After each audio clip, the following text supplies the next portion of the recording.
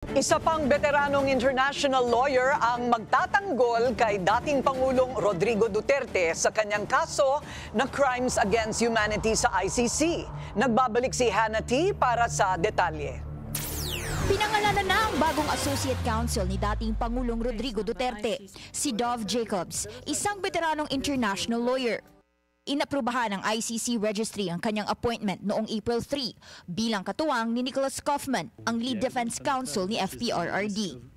Gaya ni Kaufman, hindi na rin bago kay Jacob sa mga kaso sa ICC. Bukod sa pagiging defense counsel doon, isa rin siyang assistant professor sa Public International Law at founding member ng International Criminal Court Bar Association. Meron siyang law at political science degrees at PhD sa hybrid tribunals at international criminal law sa European University Institute sa Florence. Una nang sinabi ni Vice President Sara Duterte na walang Pinoy na abogado na magiging bahagi ng legal team ng kanyang ama.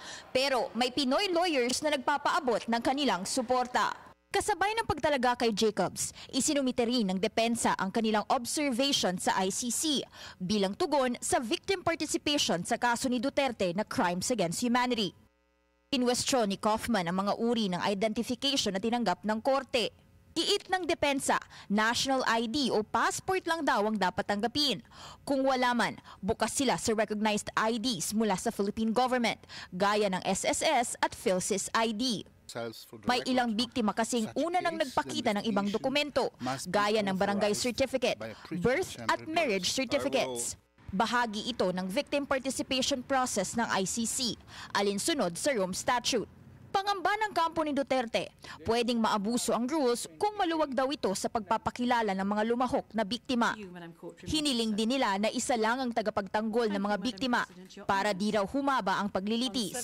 Ang lahat ng ito, bahagi ng pre-trial phase ng kaso ng dating Pangulo na haharap sa confirmation of charges hearing ng ICC sa September 23.